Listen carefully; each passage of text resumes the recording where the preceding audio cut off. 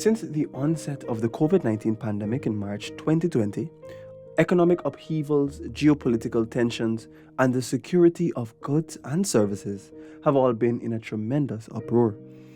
Extensive studies on the global economic impact of COVID-19 pointed out several factors we must take into consideration. Firstly, the global unemployment rate skyrocketed to 6.57%, with thousands of persons losing their jobs as a direct result of the closure of businesses due to the pandemic. Further, the global gross domestic product (GDP) fell by more than 3.4% in 2020, with some countries facing a 10% decline in GDP, while there was an 11.6% decline in the trade of goods. This economic dampening placed significant strain on individuals, families, and their livelihoods. For persons living with disabilities, life was much more challenging. Studies revealed that these persons were disenfranchised from many basic services, as things became quite scarce and hard to access during the pandemic. Work published in the Archives of Physical Medicine and Rehabilitation pointed out that some of the restrictions implemented when COVID-19 was still rampant have had a long-term effect on persons with disabilities. Already being stacked against the odds, the pause on educational opportunities during the pandemic hit the disabled community with blunt force, as hundreds of thousands of people were affected. Hinterland communities have also faced extreme turbulence in accessing goods and services because of the disruption in supply chains. The July 15 edition of the Guyana Chronicle pointed out that Tashaus, the leaders of rural villages, had to engage domestic airline operators to mitigate the rising costs of airfares. The airfare rises almost automatically resulted in the bizarre spiking of goods, with bread reaching $1,000 per loaf. Meanwhile, the fishing industry faced several challenges leading up to the pandemic, with these issues being further exacerbated post-pandemic. A breakthrough study published in the journal Nature Communications revealed that global fish catches are falling 3 times faster than official United Nations figures suggested. This has caused significant strain on the local fishing industry, as fishermen whose daily living are dependent on the industry complain about the issues. In the midst of what appears to be extreme crisis, in steps the war between Russia and Ukraine. The impact of the COVID-19 pandemic was exacerbated by the Russia-Ukraine war, which resulted in major disruptions in the global supply chain. With Russia being one of the world's largest producers of oil, ranking only behind Saudi Arabia and the United States, the supply of oil-related products nosedived. The war between the two countries put significant strains on the global supply, especially considering that Russia provides nearly a sixth of the global oil and gas supply. One of the world's most notable strategy and operation services firm, Accenture, pointed out in its analysis that the transportation sector makes up about 94% of the sector's energy demand. With this imbalance in demand and supply, the prices for fuel spiraled, reaching more than US $11 per gallon, a 266% increase from the global average. The war also put immense pressure on the global food supply. This is because Russia and Ukraine together provide more than a quarter of the world's wheat and feed more than 1 billion people in the form of bread and packaged foods, according to the New York Times. Once again, the sharp dip in supply without any movement in demand resulted in the soaring of prices for wheat, mirroring what took place in 2007 and 2008 during the last global food crisis.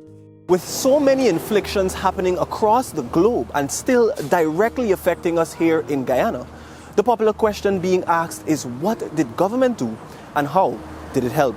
In this feature, we will analyze the government's interventions in the various sectors as we highlight how the PPPC administration has supplemented household income and supported Guyanese in these difficult times. 50-year-old housewife Denise July lived through the pandemic and grappled with its life-changing effects and told her story. Changing was hard at first. You had to learn to adapt because we didn't expect it. July opined that out of all her daily duties, which include cleaning, sweeping, and watering her plants, preparing food for her family started to become a serious challenge. First thing of all, I was getting food stuff. And because normally we would go to Georgetown to get the food stuff. And then when the pandemic broke out, there was, you're scared to travel because you're afraid of COVID. And then the price of food costs went up very, very high. Even though at that time I don't think it was the right thing for the shop persons to do, but everybody started to hold back on this stuff because they was keeping it for their own friends and family. Right. So things was very, very difficult. This was not all. He worked at the airport taxi, and then after a while, you know that the airport was closed. Right. So definitely we had to return. What we did, we returned back to the farm. And it's 6 weeks before you get any produce, especially cash crop. Right. You have to wait 6 weeks. In that space of time, what do? Added to this, the Tamari resident pointed out that the challenges the children in her home faced because of limited access to education caused her to dole out even more to balance things off. The hardest part for us was our children being away from school. They study, and it had to be a while I had to take money out of what I have to buy computer, because we didn't have a computer, to buy computer so that they were able to do their studies. And that was the hardest part for me, because I felt sad and worried. At that point, I was studying what is going to become of their future. Now, the stories told in the quiet community of Tamari are no different from those told in other parts of the country. Here's what we mean. Up the east coast of the Demerara River in the community of Enmore, grandmother Desiree Narayan spoke about the hardships she faced during the COVID-19 pandemic and onward due to the external factors previously listed. These challenges came whilst having to find remedies in dealing with her young granddaughter who is living with a serious disability. I had COVID, I had to locked away for 14 days, and baby can't see me, and they had a hard time with her. It was hard to get her medication home and get her stuff to eat, formula, her snack, plus her wipes and Pampers, and so that was the hardest. Now, the pandemic was no easier for minibus drivers, as they also faced the brunt of the COVID-19 pandemic. We came to the 404 minibus park to hear their thoughts and ideas of what has happened and transpired from 2020 to now. We found Cove and John resident Dude North Harry Narayan. Here's what he had to say. Tell me, what was the hardest part for you as a bus driver dealing during the pandemic and even after with the war in Ukraine and all of that stuff? Hardest part when you're not getting the work, right? And not getting the money to maintain the bus. Because when your tire go, the tire start to get dearer and dearer.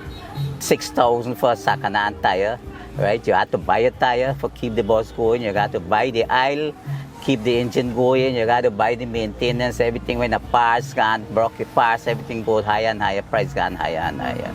The gas price go higher and higher. You have to work, forget all these things, right? And you're not getting the job. The work, the passenger up on the road. So it was very hard for me. In spite of all of this, however, people have managed to come out on the other side, receiving direct assistance from the incumbent administration. At the end of 2020, President Dr. Mohammed Irfan Ali announced a one-off $25,000 cash grant for every single household in the country. In 2021, the Because We Care cash grant for students was reinstituted, which focused on the revitalization of the education system and providing opportunities for children to go to school. This, July noted, aided in the heavy burden being lifted off of the back of her family. I felt very, very grateful because we have a government now that is looking out for the people, the welfare of the people. When the government initiated that cash grant, it has been a great, great help. I've spoken to parents, and that was the only way the children could have returned back to school because of the cash grants. And then the 25,000, a lot of people, all they had at that time was that money to push, and then the government gave out ampers. Every day I am seeing that this government is looking out for people and their welfare. Since assuming office, the government has reduced excise tax on gasoline and diesel from 50% to 0% as at March 24, 2022. When the gas drop, I feel happy. I tell you, I feel happy, real happy. that we could carry home a little more money now in we pocket instead of buying gas. Moreover, to alleviate the strain being placed on children living with disabilities, government has distributed more than $500 million to assist with their livelihoods. It was a real surprise, and not me alone, everybody was happy about it, the whole country, yeah? I'm not grateful for me alone, everybody, especially the needy kids, the special need kids. They are special need kids and they need extra special care, right? Yes, they need care, they need the love and always protection. So the little assistance with the 100,000 cash grant, they even come, I must say, extra special gift for my granddaughter. I was so happy and contentful. I didn't expect even that much, but I'm so grateful for it, so grateful, thankful, and it's so blessed that Amaya get her own for months and it didn't even spend as yet. Just a little come out. Yeah, I kept it there because in case of an emergency, illness or say BAPA disease coming back again and everything, I was afraid of this disease or any other airborne disease or anything else here. The support given by the PBPC administration to the groups who have really been grappling with the effects of COVID-19 and the Russia-Ukraine war have proven to be nothing short of effective and timely. For DPI, I am Shukwan Gill.